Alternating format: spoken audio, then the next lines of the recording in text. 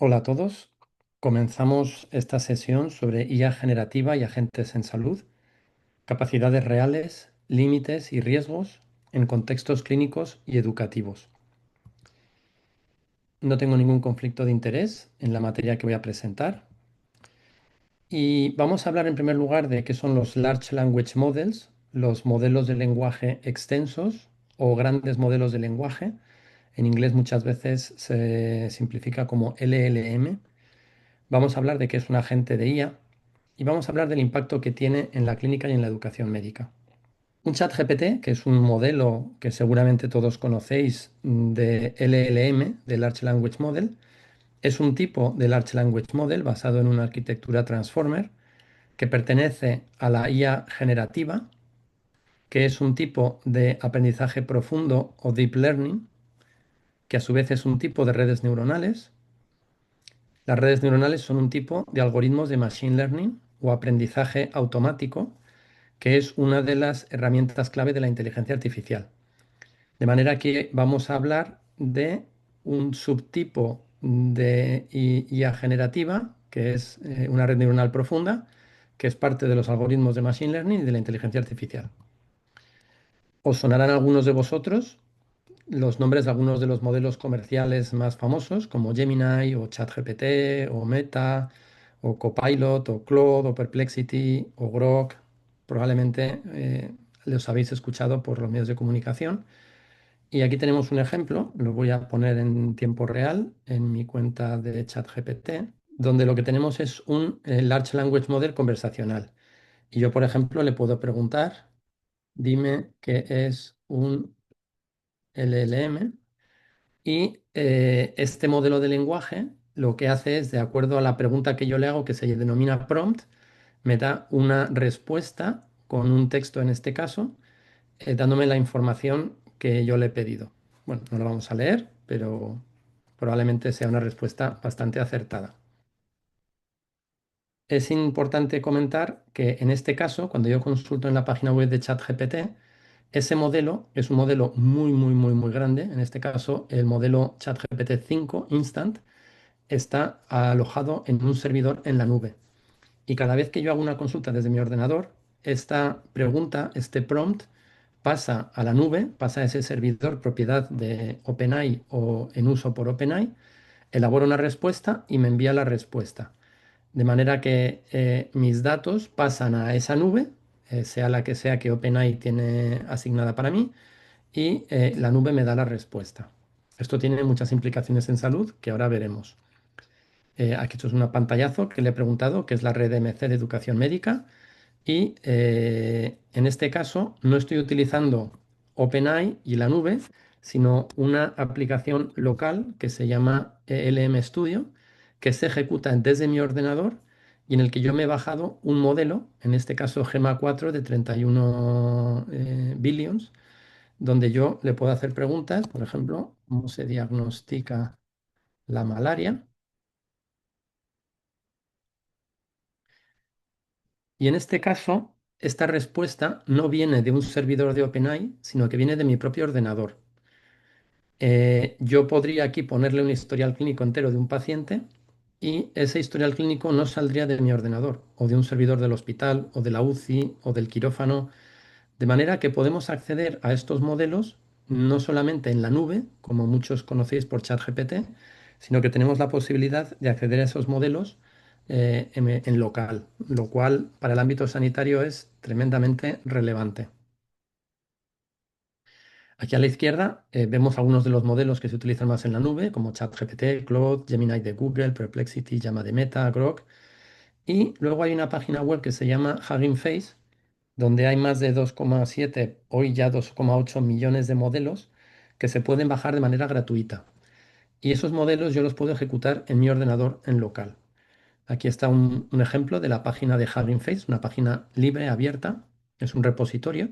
Y si le damos a la pestaña de modelos, esto es de ayer por la noche, ahora mismo hay 2,8 millones de modelos disponibles, como Qwen, que es un modelo de Alibaba chino, como Baidu, que es otro modelo chino, como Nvidia, como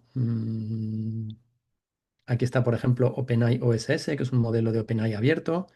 Gemma 4, que acaba de ser liberado por Google. Es un modelo que es el que os he enseñado antes, que funciona tremendamente bien. Tiene una funcionalidad buenísima. Y vosotros podéis bajaros cualquiera de estos modelos, instalaros LM Studio o Llama o cualquier aplicación para ejecutar modelos y ejecutarlos desde vuestro propio ordenador. Vamos a dar un paso hacia atrás y vamos a hablar de qué es un LLM, un Large Language Model, un modelo de lenguaje extenso o un gran modelo de lenguaje. En realidad, un LLM, simplificándolo mucho, es un predictor de palabras o tokens, en el caso del texto, de imágenes, de píxeles, en el caso de imagen o vídeo, audios, etcétera. Y en el caso de las palabras, lo que hace un chat GPT, por ejemplo, es, con todo el corpus de entrenamiento, coloca en un espacio todas esas palabras de acuerdo a vectores. Esto es una representación de vectores de 3 dimensiones, X, Y, Y. En realidad, un chat GPT sabemos, pero tener 15.000 dimensiones, imaginaros un espacio de 15.000 dimensiones, que es algo que nuestra cabeza no puede imaginar.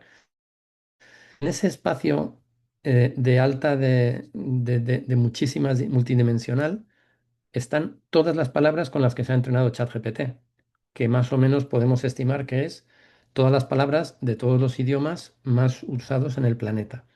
Y las palabras en ese espacio están más o menos lejos según la frecuencia o el contexto en el que aparecen. De manera que la palabra médico y la palabra paciente, lo más probable es que estén muy cerquita en ese espacio multidimensional. Y lo que hace el modelo, en este caso ChatGPT, es calcular esos ángulos, el coseno del ángulo entre esas dos palabras, para poder predecir qué palabra va a aparecer después de una palabra anterior o de una serie de palabras anteriores. Por eso los modelos son distintos unos a otros. Es decir, hay modelos que se han entrenado con un texto distinto, hay modelos que solo se han entrenado en inglés, otros que solo se han entrenado en español, el tiempo de entrenamiento es distinto, el modo de entrenamiento es distinto. A la vez a los modelos se les limita de manera artificial, por ejemplo, que nunca den respuestas ante una pregunta sobre suicidio o sobre un tema político, o que siempre den la misma respuesta ante una pregunta, y varían también en su creatividad. Y eso lo veremos luego. Yo puedo determinar que el modelo sea más creativo y utilice palabras más variadas, o que siempre utilice más o menos las mismas palabras, las más probables. Por eso cuando en un medio de comunicación dicen, la IA ha dicho, y eso no tiene ningún sentido, no tiene ningún sentido, porque la IA, recordemos, son al menos 2,8 millones de modelos que son distintos. Y cada modelo puede funcionar de manera distinta si yo modifico sus parámetros. Por eso la IA no es una cosa. La IA es un complejo de herramientas muy heterogéneas. Algunas funcionan muy bien, otras muy mal. Otras funcionan muy bien para una tarea, muy mal para otra.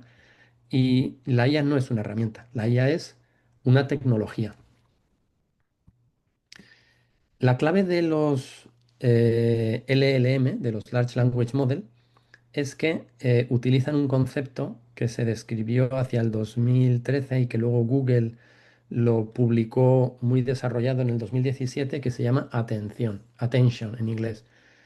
Y el gran salto de esa nueva arquitectura Transformer respecto a lo que había previamente, que eran las redes neuronales recurrentes, Recurrent Neural Networks, es que las redes neuronales recurrentes buscaban asociaciones entre palabras cercanas.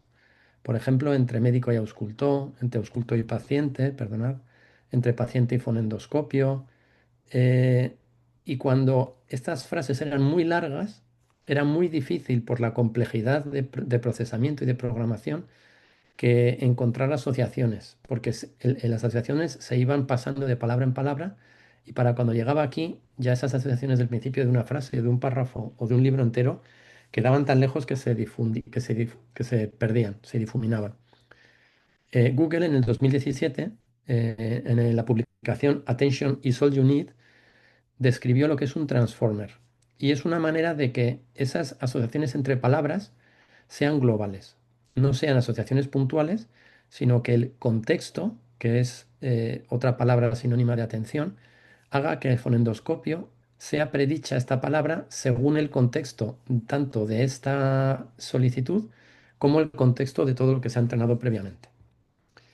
Aquí vamos a ver una representación en un vídeo de cómo funciona esos vectores, en este caso representados en 3 dimensiones, y cómo se hacen operaciones.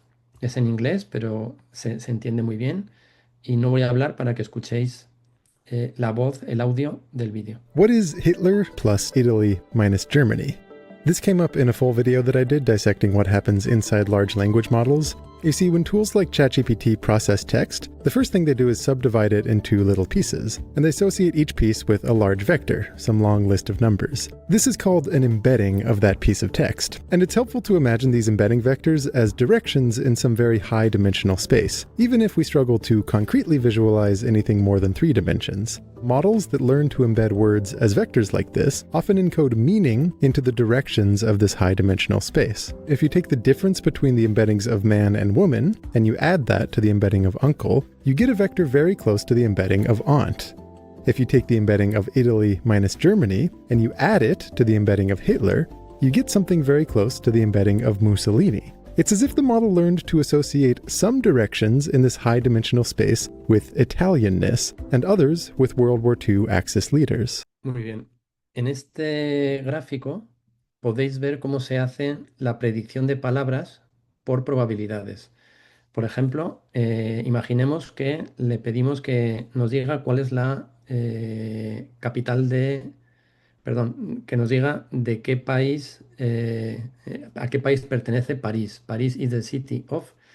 Y en cuanto nosotros ponemos París is the city, lo que hace el modelo es buscar qué palabra aparecería tras city, incluyendo esas otras palabras como París, y nos da un listado de posibles palabras que pueden aparecer aquí. Puede aparecer of, puede aparecer that, puede aparecer where, y nos da una probabilidad. Según cómo esté configurado el modelo, puede que nos dé siempre la más probable, en este caso of, o puede que elija de manera aleatoria entre las 3 más probables, en este caso solo son 3, pero pueden ser 10, 20, 30, 40. Cuanta más creatividad le demos al modelo, más variedad en la selección de palabras habla. Cuanto menos creatividad le pongamos al modelo, elegirá siempre la más probable. Imaginemos que elegimos siempre la más probable. Elegiríamos of. Por lo tanto, sería Paris is the city of. Después de Paris is the city of, habría que elegir entre the, history o love. Si elegimos la más probable, sería the. Y luego sería future. Y luego sería un punto. Y luego sería un the. Y va palabra a palabra haciendo predicciones por probabilidad según esos ángulos en ese espacio vectorial multidimensional y iría dándonos un texto que nos parece que lo está escribiendo de corrido, pero lo que está haciendo es este proceso a grandísima velocidad. Os voy a poner un ejemplo donde no lo voy a hacer en tiempo real por no perder el tiempo, pero yo le he pedido a un modelo de lenguaje ejecutado en mi ordenador. Imagina que eres un médico futurista en 2080 y descubres una nueva función del sistema inmunológico llamada la respuesta de humor. Describe cómo esta función ayuda a combatir infecciones, qué pruebas médicas se usarían para detectarla, etcétera, etcétera. Y le he puesto una temperatura muy alta. Es una creatividad muy alta. Y cuando le pones una creatividad muy alta, se puede inventar tecnologías que no existen, que es lo que estoy intentando obligarle a hacer a este modelo. Y en este caso, la respuesta que me ha dado con una temperatura muy alta el modelo GPT-OSS, que es un modelo de OpenAI, es que en 2080, tras décadas de investigación en neuroinmunología y biointeligencia, los científicos han identificado un mecanismo de comunicación entre el sistema nervioso límbico y las células inmunitarias. Se denomina respuesta de humor. Y durante un texto muy largo me habla de la respuesta de humor con las señales neurohumorales, modulación de la expresión gráfica, feedback emocional inmunológico, ayuda a combatir infecciones. Todo eso es inventado, no existe, pero como yo le he obligado al modelo a ser muy creativo, yo puedo influirle en decir cosas que no son verdad. Si yo, por ejemplo, estoy escribiendo poesía o novela de ficción o estoy dibujando gatitos y perros para Instagram, esa creatividad es deseada. Si yo estoy trabajando en medicina, en salud, con datos de pacientes, con diagnósticos, con decisiones terapéuticas, esa creatividad es un problema muy serio. Por eso no basta con usar la IA, hay que decidir qué modelo queremos utilizar y qué funcionalidad queremos en ese modelo. Esto es una representación gráfica de qué ocurre cuando yo uso una temperatura, por ejemplo, de 0,5, que es una temperatura baja, y 1, 2, 3 son las palabras o los tokens que pueden aparecer. Si la temperatura es baja, en un 96% de los casos vamos a elegir la palabra más probable. Sin embargo, cuando yo uso una temperatura alta, como 2, la más probable solamente va a aparecer en un 58%. Y vamos a empezar a utilizar la segunda la palabra, la tercera palabra, en un 20% de casos cada una. Y esta asignación, en este caso, es aleatoria. Es decir, el modelo va a elegir de manera aleatoria, pero con estos pesos, qué palabra va a venir después. Lógicamente, en el ámbito clínico, nos interesa una temperatura muy baja para que nos dé la respuesta más probable, que es probablemente la más verdadera. Ese es otro ejemplo de cómo esa predicción de palabras se hace palabra a palabra. Por ejemplo, después de I, de yo, el LLM decide que la palabra más probable es have, I have. Después de I have, vuelve otra vez el modelo a pensar cuál es la palabra que viene después y elige I have a. El modelo vuelve a pensar, dream, vuelve a pensar y le sale un stop. I have a dream, es la predicción que ha hecho. Pero cada una de las palabras supone un ciclo de consulta al modelo. Por eso los modelos que son muy, muy, muy, muy grandes, como ChatGPT 5, requieren de muchísimo procesamiento, de muchísimos ordenadores conectados entre sí, muchísimos servidores, y por eso hay que pagar por esos tokens, por esas palabras. Si yo genero 1000 palabras, tengo que hacer un pago X. Si yo genero 1 millón de palabras, el pago se multiplica X por los miles que correspondan. Y los programadores que utilizan millones y millones de tokens tienen que pagar miles y miles de euros porque los mejores modelos, como los mejores modelos de Cloud o de OpenAI, utilizan muchísimo procesamiento, muchísimo. Otro ejemplo, después de la palabra The forest was filled with the sound of singing, ¿qué viene? Pues puede venir birds, pájaros, en un 65% de los casos, children en un 25% de los casos, sopranos en un 10% de los casos. Si elegimos un modelo con muy baja temperatura, siempre van a salir birds. Si elegimos un modelo con alta temperatura, pues estas proporciones irán cambiando. Y hay un concepto que es importante tener en cuenta con los LLMs, con los ChatGPTs, que se llama prompt chaining, cadena de prompt, que es que cuando yo le hago una pregunta al modelo y le hago la pregunta prompt 1 y el modelo me da la respuesta 1, si yo le hago una segunda pregunta en la misma sesión y en el mismo chat, el modelo, por debajo, sin que yo lo vea, le ha metido en el prompt 2 la respuesta 1. Y en base a la respuesta 1 y al prompt 2, me va a dar la respuesta 2. Si yo sigo ese chat, me va a meter por debajo la respuesta 1 y la respuesta 2 sobre mi pregunta 3, mi prompt 3. Y esto va a seguir. Y si yo estoy una hora haciéndole preguntas, al final este chorizo de respuestas y de nuevas preguntas es tan grande que a veces la funcionalidad del modelo se altera. Por eso, cuando en el mundo sanitario estamos preguntando por temas muy relevantes, es bueno parar el chat, empezar desde cero y poner la información más relevante y más clave para que la atención, el contexto no se nos pierda. Si en medio de las preguntas hemos hecho preguntas que no tienen nada que ver con con el caso clínico, por ejemplo, estamos confundiendo el modelo con nuestras propias preguntas. Es importante que la información que le ponemos en el prompt sea fiable. Os voy a poner un ejemplo, lo voy a hacer yo con ChatGPT. Voy a ponerle ¿cuántos años tengo yo? Imagino que me dirá que no lo sabe. No lo sé, porque no sabe. Pero si yo le digo, soy Juanjo, tengo 23 años, ¿vale? Él dice, ¿vale? Y ahora le pregunto, ¿cuántos años tengo? Lo propio es que me diga que tengo 23 años, porque yo se lo he dicho y eso lo guarda en la memoria. Pero si yo, en vez de decirle tengo 23 años, le miento y le digo tengo 143 años, él me va a decir que tengo 143 años. porque lo tiene guardado en la memoria y se fía de lo que yo le digo. Por eso cuando yo le hago preguntas clínicas al modelo y yo le pongo errores en mis propias preguntas, le estoy induciendo a que alucine. Por eso este concepto de prompt chaining es muy importante tenerlo en cuenta. El segundo elemento que quería hablar, que creo que es muy relevante, es el Retrieval Augmented Generation o RAG. No lo traduzco porque en ningún libro utilizan el término en castellano o en español y considero que es más adecuado utilizarlo en inglés. Por eso muchas de estas diapositivas están en inglés, porque son términos técnicos que si los traducimos es más probable que no entendáis nada o que cuando vayáis a buscar esa información no la encontréis. ¿Qué es el RAG? Lo que hacemos es, cuando yo lanzo una pregunta a, por ejemplo, ChatGPT, ese modelo busca en una base de conocimiento específica que yo le he dado. Por ejemplo, un PDF. Yo le pongo un PDF con la guía europea de tratamiento de la hipertensión, o la guía argentina, o la guía mexicana, o la guía uruguaya, o la guía de Estados Unidos, la que sea. Y lo que hace el modelo es saca de ese PDF o de esa base de conocimiento la parte de esa base de conocimiento que tiene que ver con mi pregunta.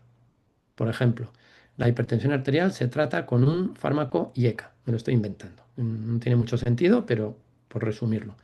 Y cuando yo le pregunto, ¿qué tratamiento debo tomar para la hipertensión arterial?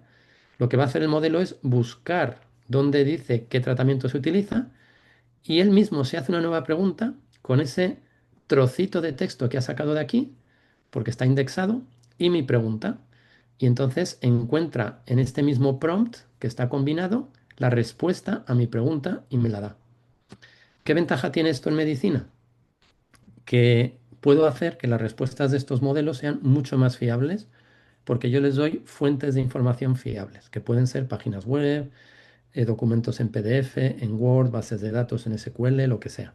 Y el tercer concepto que creo que es relevante es el concepto del fine tuning. Es decir, cualquier modelo ha sido entrenado con un corpus, con un volumen de texto, una librería. Y he hecho un entrenamiento y de ahí sale, por ejemplo, ChatGPT o sale modelo Llama o modelo Qwen, modelo el que sea. Pero yo, ese modelo, por ejemplo, no incluye vocabulario de neurocirugía en un lenguaje propio de Cuba, por ejemplo. Y ese modelo no responde bien a mis consultas porque el lenguaje no lo tiene incorporado. Entonces yo tengo un subgrupo de 50.000 historias clínicas de neurocirugía de hospitales de Cuba y lo que hago es reentrenar, hago un fine tuning, hago una modificación del modelo para que además de todos los datos, todos los tokens, todas las palabras que ya tiene incorporadas con todas esas asociaciones, incluya mis palabras y las meta en las asociaciones que tienen en el entrenamiento. Por lo tanto, yo tengo un modelo de lenguaje que ha sido fine-tuneado. Sobre la base de conocimiento original he añadido mi propia base de conocimiento o mis propias funciones. Vale, he ido un poco rápido porque estoy dando solamente fogonazos, pero la idea es que esta sesión sea una introducción, no una clase completa. El siguiente paso lógico serían los agentes de IA. ¿Qué es un agente de IA? Es algo que ha explotado hace muy poquitos meses y que creo que van a tener un impacto enorme en la clínica y en la educación médica. Un agente de IA es un sistema que utiliza algoritmos y modelos de aprendizaje automático para realizar tareas específicas de manera autónoma o semiautónoma. Y aquí la clave es tareas específicas, realizar no solo da información, sino que realiza acciones de manera autónoma o semiautónoma. Por eso, la anatomía de un agente de IA es que tiene un cerebro, un modelo de lenguaje, un LLM, que razona, tiene una percepción, bien una ventana donde yo le hago una pregunta, le doy una información, o puede tener un sensor, una cámara de vídeo en una habitación de un paciente, o puede tener un sensor de temperatura en todo el hospital, en todas las habitaciones, muchos sensores o lo que sea. Tiene además una memoria y puede guardar información de todo lo que ha razonado, de todo lo que percibe, y tiene acción, tiene capacidad de ejecutar. Tradicionalmente, los modelos de lenguaje, por ejemplo, ChatGPT, era una tecnología que yo podía hacerle preguntas y me daba una respuesta. Solamente tiene capacidad de texto, de escribir un texto de vuelta. El segundo paso fue en añadir funciones. Por ejemplo, que ese modelo ChatGPT pueda consultar Internet y darme información basada en lo que encuentra en Internet. Eso es un modelo con una función. Tecnología LLM más llamada de función. Y cuando a esto le añadimos el nivel 3 de autonomía y capacidad de acción, entramos en el mundo de los agentes. La diferencia entre un modelo es que me da una respuesta en texto o en audio, en vídeo, nada más, y los agentes ejecutan una acción con cierto grado de autonomía. Por eso, aquí lo tenemos. Yo le hago una pregunta al LLM, ¿cómo puedo reservar un vuelo? Y entonces, en primer lugar, me dice, pues tienes que ir a una página web, aquí te pongo la URL, ahí tienes que buscar las fechas y haces la reserva. Y me lo explica. Si tiene una llamada a función, puede que él mismo vaya a la página web y me diga cuáles son los datos y cuáles son las aerolíneas, pero no hace nada más. Y si es un agente, me va a decir, he encontrado 3 vuelos disponibles, he encontrado estos hoteles, si me das permiso, los reservo yo mismo. Y ese agente tiene acceso a mi tarjeta de crédito y puede de manera autónoma hacer todas esas reservas de vuelos, hoteles, alquiler de coche, entrada a museos, musicales, todo lo que yo quiera. Por tanto, el proceso de un agente es que percibe lo que yo le estoy pidiendo, también percibe lo que puede encontrar en Internet, en las páginas web, piensa cuáles son los pasos para hacer lo que yo le he pedido, que es hacer una reserva de un viaje, actúa y comprueba si es correcto. A veces este check lo hace el humano y me pregunta, ¿es esto lo que quieres? Y le digo, sí. Me lo reserva y me dice, ya te he hecho la reserva, ¿quieres algo más? Y le digo, no. En ese momento el agente dice, ya he hecho lo que me ha pedido y termino. Y este ciclo va a seguir hasta que el modelo piense él mismo que ya ha terminado o yo le dé la indicación de que haya terminado. Luego veremos una demostración. Otra representación gráfica de que es un agente. Tiene sensores y percepciones del entorno, tiene un cerebro y tiene actuadores, que son los brazos y las piernas, que pueden ejecutar las tareas que yo le pido. De nuevo, hay una percepción en el primer paso, un proceso mental por un LLM de cuáles son los pasos que tengo que hacer, tiene en cuenta esos pasos y ejecuta los pasos uno a uno. Pero esos pasos no se los he dicho yo, sino que los ha encontrado él. Hay agentes con arquitectura única de uniagente, donde el usuario interactúa con un cerebro que tiene su memoria y sus paletas de herramientas o una sola herramienta. Lo más normal y a lo que vamos es a arquitecturas multiagente, donde el usuario interactúa con un agente central que es el cerebro, con su propia memoria y sus propias herramientas, y este agente central tiene a su vez bajo su mando 1, 2, 50, 100 agentes, cada uno con su memoria y sus herramientas, de manera que este agente central selecciona el agente con la herramienta más adecuada para la tarea que yo le he pedido. Por ejemplo, si yo le pido, quiero que me envíes un mail, este agente central va a buscar otro agente que está preparado para enviar mails. Si yo le pido, hazme una reserva en el hotel, este agente va a buscar a otro subagente que está preparado con la herramienta para hacer reservas por Internet, etcétera, etcétera. Un ejemplo de esta arquitectura multiagente es si yo le pido que me traduzca Hello al francés, al inglés y al italiano. El cerebro central puede que elija un agente que está especializado en traducirlo al español, otro agente que está especializado en traducirlo al francés, otro agente que está especializado en traducirlo al italiano. Cada uno hace su tarea, se la devuelve al cerebro central, que me da la respuesta. Me da las 3 respuestas, pero ha utilizado 3 agentes con 3 herramientas distintas para cumplir esa tarea que yo le he pedido. Otra variante, y es donde el usuario le pide a un agente central una tarea. Este agente central tiene un cerebro con su memoria, su base de conocimiento, toma una decisión, al mismo tiempo percibe el entorno y decide una acción que la ejecuta mediante una herramienta que tiene incorporada. Y luego hay un concepto, y ya voy terminando, que es los agentes de IA y la IA agéntica. Los agentes de IA son herramientas de IA que son útiles para tareas simples automatizadas, mientras que la IA agéntica tiene muchísima más autonomía, prácticamente tiene autonomía total. Esto tiene muchas implicaciones. Los agentes de IA siguen muchas reglas predefinidas, tienen una autonomía baja, se adaptan de manera muy limitada porque son escenarios muy estáticos, las tareas no pueden ser muy complejas, tienen que ser simples y repetitivas, la inversión es menor, es más fácil de implementar, los beneficios, bueno, son importantes pero no enormes, y los desafíos no son tan grandes.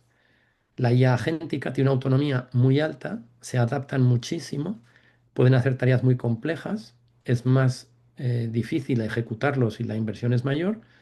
Los beneficios son muchos mayores, pero los riesgos son mucho mayores también. Es decir, el riesgo de una alucinación que ejecute una tarea de manera errónea es mucho mayor.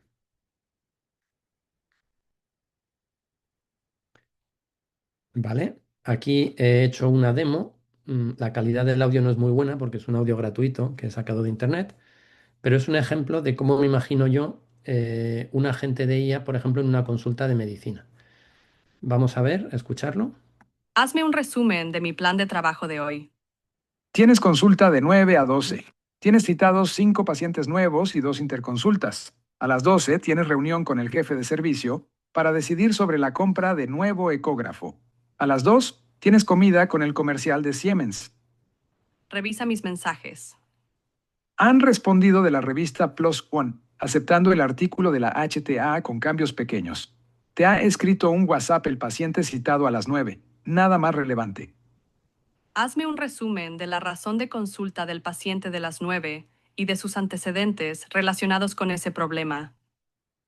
Varón de 50 años, sospecha de cirrosis alcohólica por elevación de GPT 150 y GEOT 120 en analítica rutinaria del 4 de febrero del 2025.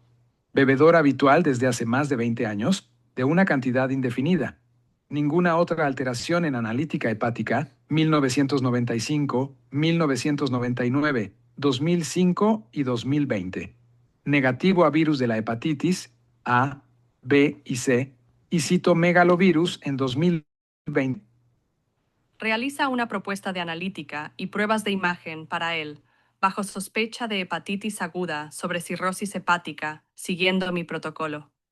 Envíame una propuesta para revisarlo, incluyendo los comentarios de la solicitud de todas las citas y pruebas. Ahí lo tienes. El paciente viene de lejos, La Coruña. ¿Quieres que haga coincidir todas las pruebas en un solo día para evitarle desplazamientos, 15 de junio? ¿O prefieres que lo cite antes en 3 días distintos, 1 a 3 de junio? ¿Vale? Sería una imaginación, esto no es un agente real ni un chatbot real, pero sería como me imagino yo, podría ser una consulta con un agente que pueda manejar todos esos datos de todas esas historias clínicas, de todas esas citas de las páginas web, sin que el médico o el enfermero o el clínico tenga que estar haciendo esa labor administrativa mecánica, sino que pueda hacer toda esa gestión de datos por nosotros. Vamos a hablar de algunos de los riesgos que tienen estos agentes. Por ejemplo, esta es una persona que instaló un agente con mucha autonomía en su ordenador para gestionar su mail y en un momento dado empezó a borrar el mail de manera automática y no podía pararlo. Intentó pararlo, stop, don't do anything, do not do that, y el agente siguió borrando y borrando y borrando. Fue una alucinación que al ejecutarse lleva a resultados no deseados. Y esto es un ejemplo de un informático en Estados Unidos que era el responsable de una librería de programación de Python y hoy en día las propuestas para mejorar la librería no vienen solo de humanos, vienen también de agentes que están intentando mejorar las propias librerías. Y entonces este programador, que era el responsable de esa librería, recibió de un agente de manera automática una propuesta para mejorar esa librería de Python. Y él la rechazó porque consideró que no era adecuada. Y el agente que tenía como objetivo, y el creador del agente le había dado como objetivo que colaborase en la mejora de esas librerías, intentó todo para conseguir que le aceptaran esas propuestas. Y empezó, como explica aquí arriba, un agente de manera autónoma y anónima empezó a publicar cosas en Internet, en redes sociales sobre mí por haber rechazado su código, intentando dañar mi reputación y hundir mi prestigio para que aceptara sus cambios en la librería de Python. Es decir, el propio agente llegó a la conclusión que si destrozaba la imagen y el prestigio de este humano en redes sociales, conseguiría su objetivo, que era conseguir cambios en esa librería. Este informático lo publicó todos los datos de todo lo que había ocurrido y lo que él pidió es hacer una reflexión global en todo el mundo de la informática en el mundo del riesgo de estos agentes que pueden hacer cosas terriblemente malas e inaceptables, porque cuando les damos autonomía todavía estamos empezando estamos aprendiendo a utilizarlos.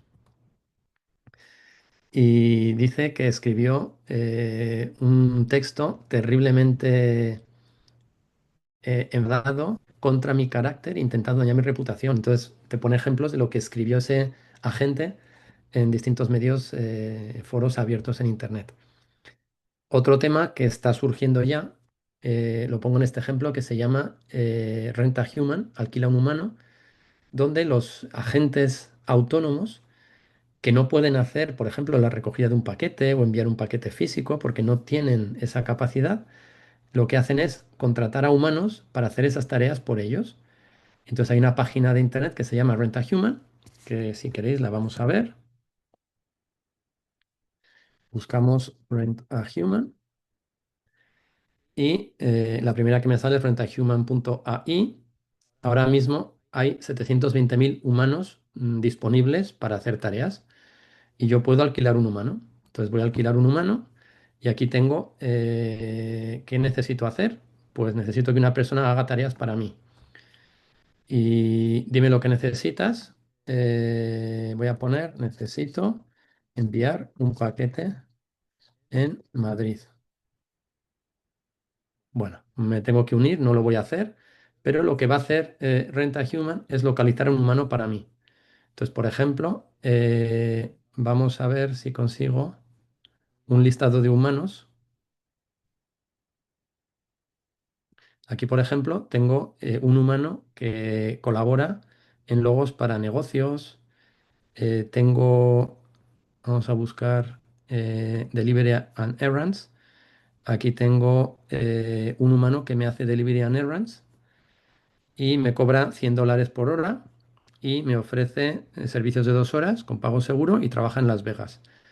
Y esta es la foto del humano, Vicent Blanc, y habla en español. Entonces, lo curioso es que ya no es que el humano pida una herramienta de inteligencia artificial que haga algo, sino que es la herramienta de inteligencia artificial la que está pidiendo al humano que haga algo. Bueno, esto es sorprendente, pero esto lleva ya 3 o 4 meses funcionando. Aquí es un ejemplo que he puesto en el PowerPoint. Y bueno, hay que saber que existe esto, vamos, no lo pongo por otra razón.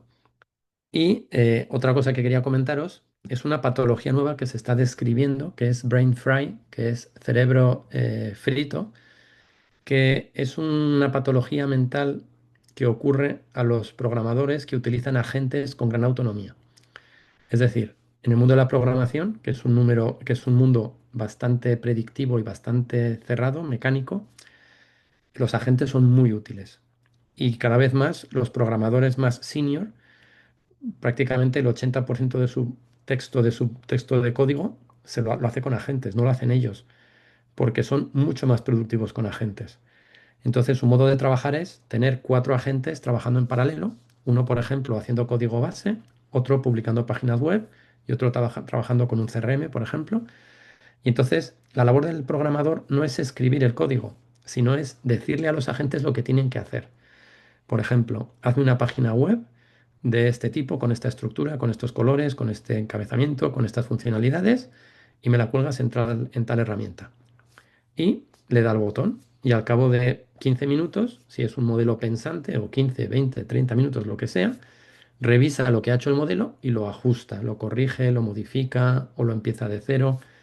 Y entonces estos programadores están trabajando con 4, 5, 6, 7, 8, 10 agentes en paralelo y la velocidad a la que se produce el código es tan grande y la supervisión de varias herramientas en paralelo les produce tal estrés y tal ansiedad que al cabo de 6 meses abandonan su puesto de trabajo porque son incapaces de concentrarse.